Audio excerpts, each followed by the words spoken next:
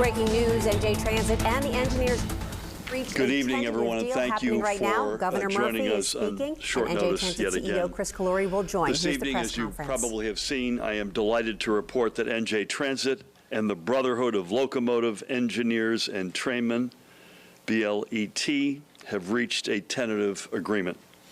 And as a result, New Jersey's first rail strike in decades has officially come to an end.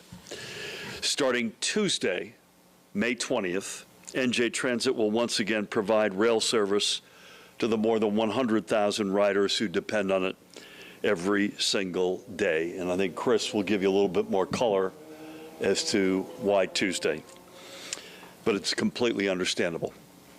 To offer the understatement of the year, this is a very good outcome. But it is also one that was far from inevitable.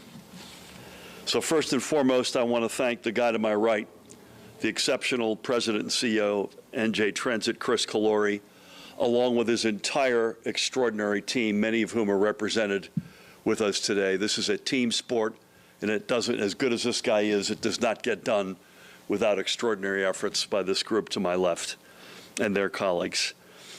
They have poured hour after countless hour into reaching an agreement that is both fair to NJ Transit's employees while also being affordable for our state's commuters and taxpayers. And they have proven once again why New Jersey is the quintessential organized labor state. Even in the midst of a seemingly intractable situation, Chris and his colleagues never gave up on providing our locomotive engineers the raises they have earned, while also ensuring that our public transit system remains accessible and affordable. Now, I am not going to dive into the specifics of the agreement at this moment. Instead, let me simply offer my deepest gratitude again to Chris, his colleagues, along with the BLET's representatives who came back to the table to seal the deal. This is a very good day for New Jersey. And the sound that you probably hear is the sound of our state's commuters breathing a collective sigh of relief. So now it's time to get NJ Transit back to full speed for our commuters and riders and to continue building on our progress in fixing NJ Transit for the thousands upon thousands of New Jerseyans who rely on it every single day. And thank you. With that, please help me welcome this week's MVP, the CEO of NJ Transit, Chris Calori. Chris, congratulations. Thank you, Governor. Thank you so much, Governor. I want to first thank you for your extraordinary leadership. We would not be here but for your calm wisdom and direction as we were in the negotiating room. I've talked to you more than you probably want to talk to me over the last several weeks, but I particularly want to thank your senior staff as well. They were available to us day and night, many times in the middle of the night when we needed direction, and they gave it, and I'm grateful for them too. To the men and women of New Jersey Transit, the governor mentioned it, but let me just take a minute to say, you saw hundreds of our colleagues at rail stations and various places throughout the strike to give our commuters, who are in a very difficult moment, and we understand it, to make sure they had the right direction and they had help when they needed it. But I also want to recognize the thousands of our staff members who are invisible to the outside world, but were working hundreds of hours collectively to make sure we positioned our pre-strike events correctly, and they will now help us get the rails ready for opening on Tuesday. The deal, as the governor correctly said, was fair and fiscally responsible. I think I've said it over 1,000 times now that we have always sought just that it was a deal that had to be both, not just one. I want to thank Tom Haas, the general chairman of BLET, and Mark Wallace, the president of the International, for negotiating with us in good faith to get us to this point. I think we are particularly gratified that we were able to find a solution that meets the needs of the customers and our employees, and more importantly than all of it, the taxpayers of New Jersey. The deal itself reflects a series of concessions that came together by way of a work rule that will eventually end up paying for this fair wage that the unions have asked for. And I am so pleased that that effort did not go unrewarded, and that's why we are here today. I won't get into any more details because it would not be right. I think it is now the union's job to go back and brief their members and put the agreement up for a ratification vote. I want to just briefly talk about our plan going forward. Tomorrow morning, we will implement our contingency plan that we had in place for buses. That means our train lines will not still work. They will start working Tuesday morning, as the governor said. But what we will spend tomorrow doing is make sure all our 4 park and rides that we talked about and our supplemental bus service we've talked about, they will all be operational along with our light rails. The one favor that our riders can do for us one more time is if you can work from home, please do that tomorrow so we can move essential employees through the system and for their place of work for one day, and Tuesday morning we'll be back in business. I also want to remind our riders that Amtrak, PATH, the ferries, and the light rail all continue to work just as they've been doing since Friday. And let me finally thank the 350,000 riders to whom we are so grateful, because we understand that the strike, just like it was not of our choosing, it was not of their choosing, but they really gave us the space to do our job and to make sure we do it as well as we could under the circumstance. I promise you, we are now going to work from tonight till Tuesday morning to get the rails operational so we can get everybody back to a sense of normalcy. Governor, thank you again. Thank you, Chris. Thank you, sir. Thank you, man. And reiterate one point you made in particular. If both employers and employees tomorrow could please give us one more day of work from home, that would be a huge, huge boost.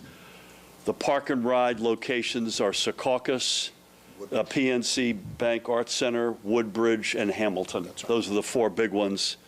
And details on all of the above can be found on NJ Transit's website. Take any quick questions if you have them, please. We have been here before. What makes it different this time in terms of the union members ratifying this contract? Yeah, I don't want to speak for the union, obviously, and I'm thankful it takes, yeah, we have to pass the mic. Sorry. Martell, is that you? Nice to see you, kiddo. So the question was, why is it different this time? What has changed such that we think that the union would go ahead and ratify it? I don't want to speak for the union. I do want to thank them again for coming back into the table with Chris. And the National Mediation Board was there today as well, and we want to give them a shout out and thanks. Again, I'll let Chris answer as it relates to the details, but there's a real feeling that we landed in a really good place. You could argue we thought that before, I understand that, but this time it really does feel that way on both sides of the table. Again, I can't speak for the union, nor would I attempt to, but I'd say based on our side of the table, a high degree of confidence this will sail. But Chris, I'd ask you to put any color on that. Sure. The way I would answer is, look, the past is the past, but I think we learned some important lessons on what the membership wanted, and I think the union this time did a really good job of clarifying, if you will, their positions. And in these negotiations, we were able to go point by point. In addition to the broader issue of fair wages, we were able to go point by point and talk about some of those provisions that they cared about, and I think we were able to address to the satisfaction of them, and equally important, the taxpayers of New Jersey. This is all subject to an NJ Transit Board approval as well. So both of those, when we say tentative, that's subject to both the union's ratification and NJ Transit's board. How are taxpayers affected? How will it affect the taxpayers? Yeah, the taxpayer, for my humble opinion, is a winner here, because Chris was able to land we've been pounding away on this point. It has to be fair for the locomotive engineers, but it also has to be fiscally acceptable to NJ Transit and indirectly, therefore, for taxpayers. This is you may have heard me talk last Thursday night about a range between something that we could manage our way through that was single-digit millions or maybe double-digit millions of an impact versus nine-figure impact. And we were able to land, I should say we, Chris and his team were able to land this in the right neighborhood as it relates to taxpayers and the fiscal question. Anything you want to add to that? Are you good? Mark, Hello. nice to see you, buddy. Hey, how are you? Good to see you. How much will this strike cost New Jersey Transit? Chris, I don't have it off the top of my head. We had estimated it to be $4 million a day. So, look, and I want to say this to you. Money is a very important metric, as the governor said. He and I are almost obsessed with how much we spend on these kinds of things. But our first priority was to make sure we provided the service the commuters expected. And I think we did that. And now we will spend a look at what we've spent and true up our expenditures and see where we go. You know, we talked about Friday's commute when we were anticipating it Thursday night. We also were in the midst of Shakira 1, and we had both Shakira 1 and 2 quite successfully executed. And I want to again give Chris and the whole team a huge shout out for that. Sir, sorry, we got to bring the microphone over to you. Thank you. You know, we have been hearing over the last couple of days that from both sides that you all were close. You know, there's maybe a little disagreement. I know you guys don't want to go into details about the deal, but could you, you know, give us an idea of some of the hurdles you guys were able to overcome, you know, even if vaguely? Yeah, just as a general comment, I'll ask Chris to come in on more specifics. We were close. We were close Thursday night. I think we mentioned that. But we couldn't get that second objective met on Thursday night. And the fiscally responsible element of this, and again, thanks to Chris and his great team, we were able to, over those 72 hours, run that to ground. But Chris, why don't you jump in with any other details? I'd say, look, these agreements are inherently very complex. Right? It's not just we present sort of the headline of fair wages and fiscally responsible, but informing those two principles are extraordinarily complex set of provisions that have to make sense, not just for today, but for the future. So frankly, it's just a lot of it is going through line by line, word for word, to make sure that everybody's intent is correctly captured and reflects what we wanted to come out of it. Thank you. Ma'am. Hi. Chrissy, Martel, you should consider Cirque du Soleil, by the way, after these press conferences. I need like a pillow. And yeah, just wanted to make sure, just because I know people will be frustrated, they're just like, oh my God, why can't the trains just be running already? Any sort of explanation just as to what's going to be happening over the next 24 hours? You said starting tonight into Tuesday, and anything about cross-honoring? Just want to make sure no changes. So when you hear some of the reasons why, you're going to understand, you and I hope the folks out there listening will understand this is the right, sensible plan, but Chris will walk you through some of that. Sure. Look, from the very start, we've tried to be calm, methodical about everything we did. Planning for the strike, executing our plan during the strike, and now coming back into service.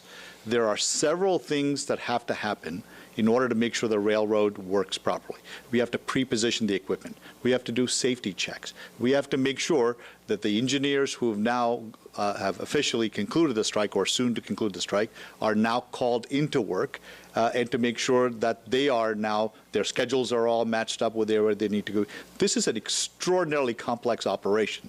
We run hundreds of trains a day, and so we have to make sure all the equipment is where it needs to be, all the safety inspections have been done, all the track inspections have been done. So one thing that we will not do, and I'm so glad the governor trusts us to execute this in the way that we think is appropriate. We will never compromise the safety of our riders. For us, it is better to get it right and do it methodically than to rush and try to meet some artificial deadline and get it wrong. And we will not do that. Amen. It's also worth noting in the post-COVID world, We're not making light of anybody's commuter headaches because we feel their pain. Monday is the second lightest day after Friday.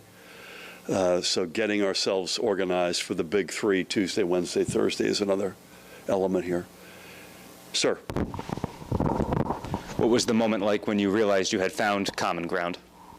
Good question. I will tell you, we were communicating almost every minute, and it was a great feeling for me. I can only imagine how it was for Chris. Well, when I called the governor first and told him that I just signed, and I think both of us were, to say the least, very happy, and I may have shed a tear.